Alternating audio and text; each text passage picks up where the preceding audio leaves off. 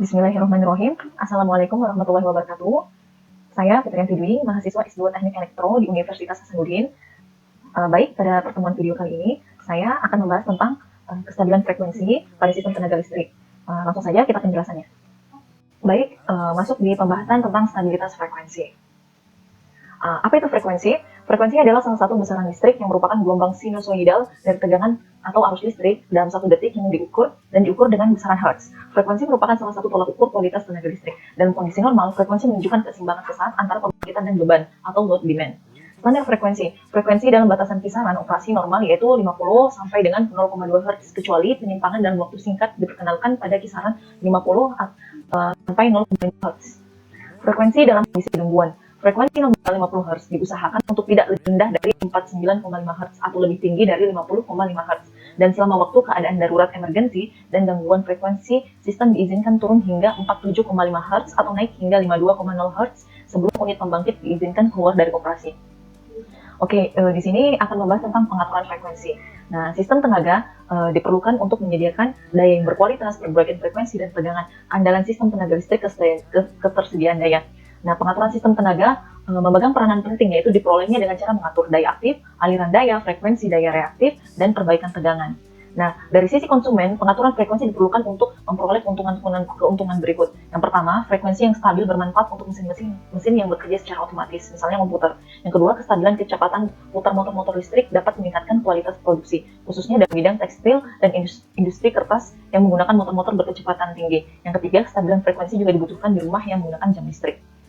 Pada sisi konsumen, fluktuasi frekuensi tidak terlalu diperhatikan. Nah, pengaturan frekuensi lebih dibutuhkan dalam pengoperasian sistem. Saat ini, interkoneksi antara sistem-sistem tenaga telah diterapkan. Dampak-dampak dalam interkoneksi sistem. Jika terjadi suatu gangguan, pembangkit dan saluran transmisi dapat menggantikan oleh pembangkit saluran transmisi lain. Interkoneksi memperbaiki pasokan daya, meningkatkan keandalan.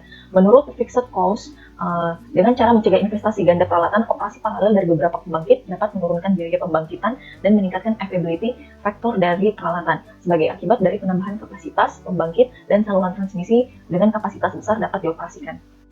Nah, pengaturan frekuensi dalam interkoneksi sistem tenaga sangat diperlukan karena alasannya seperti ini. Yang pertama, kestabilan frekuensi itu memudahkan kontrol generator dan gubernur untuk pembangkitan termal kapasitas besar. Yang kedua, kestabilan pengaturan kecepatan mempermudah operasi boiler dan turbin, menurunkan tekanan termal dan vibrasi sudi-sudi rotor. Yang ketiga, intensitas tekanan uap yang masuk ke sudi-sudi rotor turbin tidak tersebar merata. Intensitas terdiri dari frekuensi dasar dari suatu putaran yang dianggap satu siklus dan menambah harmonik yang lebih besar. Sudi-sudi rotor menerima uap sebanding dengan frekuensi dasar harmonik yang lebih besar putarannya. Untuk interkoneksi, frekuensi harus diatur secara presisi sehingga aliran daya berubah sesuai dengan fluktuasi frekuensi. Tegangan berfluktuasi berdasarkan perubahan frekuensi. Jika terjadi kesalahan fungsi pengaturan tegangan otomatis fluktuasi frekuensi sebesar 1% menghasilkan deviasi tegangan 2-3%. Stabil frekuensi memudahkan pengaturan tegangan. Nah, di sini lanjut ke respon frekuensi. Respon frekuensi adalah karakteristik yang ditampilkan oleh beban dan pembangkitan di suatu sistem kontrol area dan interkoneksi. Di dalam respon, perubahan keseimbangan beban pembangkitan yang signifikan. Yang kedua, respon frekuensi biasanya dibahas dalam konteks generator berkapasitas besar trip, karena kejadian gangguan generator trip jauh lebih sering dibandingkan dengan kejadian beban trip. Yang ketiga, kelompok resource yang menahan penurunan frekuensi yaitu beban dan generator. Di sini terlihat rekaman sebuah frekuensi, yang dimana di sini ada selang waktunya ada di sini suatu kenaikan frekuensi dari fluktuasi normalnya. Di sini ada eksekusi frekuensi tipikal 1 yang mana frekuensi A ini menunjukkan frekuensi sebelum gangguan, C itu eksekusi maksimum, B itu nilai settle frekuensinya. Untuk pengaturan frekuensi pada gambar ini memperlihatkan frekuensi sistem turun dari A ke B dikarenakan pasokan megawatt berkurang tiba-tiba dikarenakan generator trip, sedangkan pada frekuensi naik dari B ke C dikarenakan momen inersia dan respon gubernur yang sehat, menambahkan keluaran megawatt, penurunan megawatt beban, dan pengurangan beban oleh automatic load shedding. Nah, frekuensi kembali ke T karena penambahan keluaran megawatt generator oleh perintah dispatcher, pengaturan sekunder otomatis. Di sini keragaman nilai respon frekuensinya. Nah, di sini respon generator. Respon frekuensi yang diberikan generator ditentukan oleh speed rate, frekuensi deadband, dan RAM rate. Speed rate menyatakan nilai proporsi perubahan keluaran megawatt generator terhadap perubahan frekuensi sistem. R dalam persen yaitu persen perubahan frekuensi per perubahan keluaran daya dikali 100. Frekuensi deadband adalah nilai perubahan frekuensi di mana gubernur mulai merespon untuk merubah, menambah, atau mengurangi keluaran megawatt generator. RAM rate adalah laju perubahan keluaran megawatt generator terhadap waktu. Nah, di sini speed drop. Speed drop 5% berarti jika frekuensi berubah 5%, generator merubah keluarannya sebesar 100%. Contoh, pada sistem yang memakai frekuensi standar 50 Hz, jika frekuensi turun sebesar 0,25 Hz, generator 175 MW dengan drop 3% akan menambah keluarannya sebesar 29,2 MW. Ini adalah kondisi generator dengan keadaan speed drop 5% pada frekuensi normal. Seperti itu. Lanjut ke generator dengan speed drop 5% jika frekuensi naik. Ini generator dengan speed drop 5% jika frekuensi turun. Nah, di sini masuk ke frekuensi deadband. Deadband dari speednya governor definisikan sebagai besar total perubahan laju frekuensi yang tidak menghasilkan perubahan katup, valve, atau gate yang dikendalikan governor. Dinyatakan dalam persen dari laju frekuensi rate standar IEEE untuk governor turbin uap besar maksimum 0,06%, governor turbin air maksimum 0,02%. Efek deadband terhadap respon governor tergantung pada nilai perubahan frekuensi. Jika nilai perubahan frekuensi lebih kecil dari deadband, governor tidak merespon. Di sini pengaturan primer frekuensinya, di mana generator akan menambah keluaran megawatt ketika merasakan frekuensi sistem rendah dan akan mengurangi keluaran megawatt ketika merasa frekuensi tinggi. Nah, pengaturan primer frekuensi tanpa perintah di pusat pengatur. Oke, lanjut ke keseimbangan pembangkitan dan beban. Pada gambar di sebelah menunjukkan bahwa keseimbangan saat antara daya nyata megawatt pembangkitan dengan daya nyata megawatt dikonsumsi beban. Nilai nominal 50 Hz pada daya nyata di pembangkitan sama dengan daya nyata konsumsi beban. Ini kondisinya setimbang.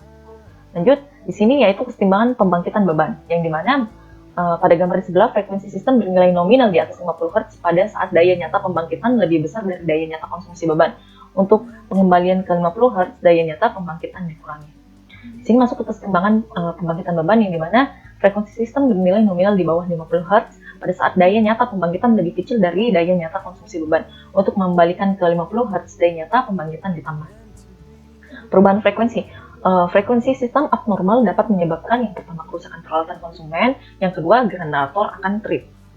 Ya, di sini cara pengaturan frekuensi. Yang pertama untuk dari tindakan dispatcher, yaitu yang pertama merubah pembangkitan sesuai dengan rencana terjadwal, kalau secara otomatisnya mengatur pengaturan oleh LFC atau AGC. Kondisi gangguan, tindakan dispatcher yaitu melakukan load curtailment, melakukan manual load shedding. Kalau secara otomatisnya automatic load shedding oleh under frequency relay, yaitu pemulihan beban oleh over frequency relay. Pengendalian frekuensi. Meskipun beban konsumen selalu berubah-ubah, frekuensi sistem tetap harus dipertahankan pada nominal 50 Hz dengan toleransi kurang lebih 0,2 Hz. Langkah-langkah pengendalian menjaga frekuensi pada keadaan nominal 50 Hz. Yang pertama, pengaturan primer di unit pembangkit yang beroperasi free governor. Yang kedua, pengaturan sekunder oleh program load frekuensi kontrol LFC, pengaturan pembebanan unit pembangkit secara manual, lepasan beban, manual automatic load shedding. Di sini adalah gambar menunjukkan strategi pengaturan frekuensi. Baik, pada pembahasan selanjutnya yaitu masuk pada review jurnal. Kita akan membahas ulasan berbagai jurnal. Saya akan memilih 5 review jurnal. Masuk ke pembahasan jurnal pertama yang berjudul Long Term Frequency Stability Assessment Based on Extended Frequency Response Model, yang dimana penyimpangan frekuensi yang besar menurunkan kinerja operasi boiler dan alat bantu lainnya. Ini mempengaruhi keluaran dari unit yang tenaga panas. Perubahan signifikan dalam pembangkit listrik menyebabkan penyimpangan frekuensi yang besar. Model respon frekuensi yang memperpanjang nilai stabilitas frekuensi jangka panjang dibangun untuk mempertimbangkan efek penyimpanan frekuensi pada alat bantu boiler, karakteristik frekuensi daya statis dari unit daya termal dalam rentang variasi frekuensi yang luar dianalisis. Hal ini menunjukkan bahwa keluaran daya aktif unit pembangkit tidak meningkat secara monoton dengan penurunan frekuensi. Titik belok dari diamati pada kurva karakteristik frekuensi daya statis saat pertimbangan boiler karakteristik frekuensi tambahan. Dalam kisaran deviasi frekuensi yang lebih besar, daya keluaran menurun dengan cepat dan deklinasi frekuensi dan titik equilibrium yang tidak stabil. Dari stabilitas frekuensi diidentifikasikan, indeks kuantitatif diusulkan untuk penilaian stabilitas frekuensi berdasarkan UAP, analisis karakteristik, stabilitas dan indeks kuantitatif stabilitas frekuensi berdasarkan UAP, perilaku dinamis frekuensi dari model yang diperluas, didemonstrasikan untuk menganalisis karakteristik stabilitas frekuensi dalam rentang variasi frekuensi yang luas oleh sistem mesin tunggal pada sistem bus IEEE 39 dengan mempertimbangkan boiler dan alat bantunya.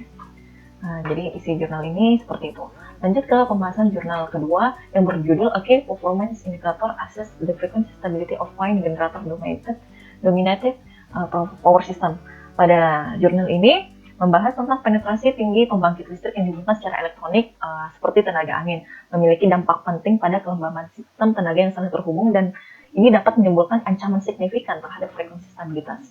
Pada makalah ini memperkenalkan pengertian Key Performance Indicator atau KPI yang menggambarkan aplikasinya pada sistem tenaga skala besar termasuk Phase Frequency Response VFR bagian tenaga angin yang termasuk phase frequency response dan bagian tenaga angin yang tinggi untuk mengatur kemungkinan ke batas stabilitas frekuensi. KPI yang diusulkan memperkirakan perubahan kinerja frekuensi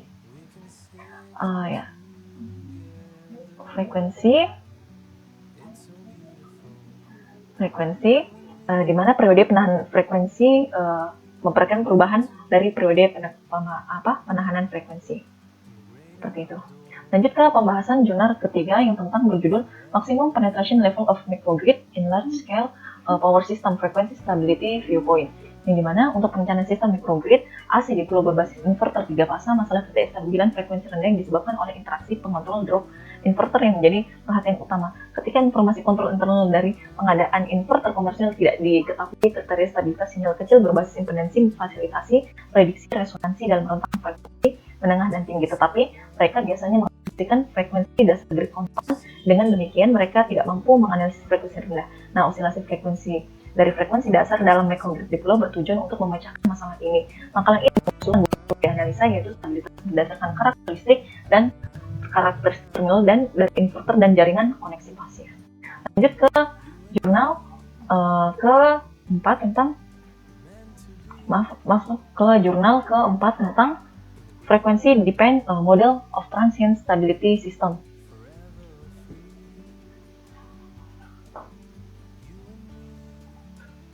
Yang dimana pada jurnal ini mengusulkan model frekuensi dependen yang tepat untuk sistem tenaga yang memperhitungkan variasi spasi frekuensi dalam jaringan selama transien dalam pendekatan yang diusulkan syarat batas dalam kecepatan rotor mesin sinkron dan variasi frekuensi didasarkan pada konsep pembangkit frekuensi yang baru-baru ini diusulkan oleh penulis. Nah, pada model yang diusulkan menghasilkan simulasi kondisi transien yang lebih akurat daripada model konvensional untuk analisis stabilitas sudut dan tegangan tegangan. Pada jurnal ini membahas latar belakang teoritis model yang diusulkan dengan membandingkan dengan model transien standar serta dengan model fasor dinamis yang lengkap melalui model dinamis 1479 dari transmisi Irlandia di semua kota.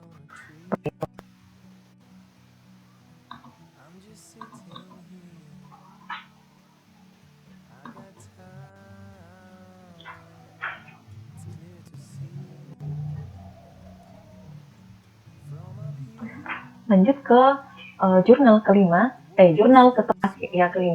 yang berjudul tentang maximum penetration level of microgrids in large scale power system frequency stability viewpoint, yang dimana pengelolaan inersia sistem secara keseluruhan dengan respon terhadap peningkatan tingkat penetrasi microgrid membuat kontrol frekuensi menjadi lebih menantang. Dalam makalah ini, pendekatan analitik baru menyelidiki secara sistematis dampak tingkat penetrasi microgrid pada stabilitas frekuensi sistem tenaga diusulkan. Metode ini menginterpretasikan perilaku dinamis frekuensi dari sistem yang ditembus berdasarkan sistem konvensional dalam istilah frekuensi sesaat minimum deviasi keadaan tunak dan jendela bergulir dalam 15 detik. Kemudian, indeks baru diusulkan untuk menentukan tingkat penetrasi Mg maksimum yang diizinkan. Nah, indeks ini diperoleh dengan mengadaptasi pendekatan analitik yang dikembangkan dengan standar yang disyaratkan terkait kriteria yang disebutkan di atas. Seperti itu. Kesimpulan pada pembahasan materi kali ini yaitu yang pertama, sistem tenaga listrik dibagi menjadi 3 bagian utama, yaitu pembangkit tenaga listrik, penyaluran tenaga listrik, dan distribusi tenaga listrik. Ketiga bagian ini tidak dapat dipisahkan karena merupakan suatu sistem yang kompleks yang bekerja untuk menyalurkan daya dari pusat pembangkit dan pusat-pusat beban.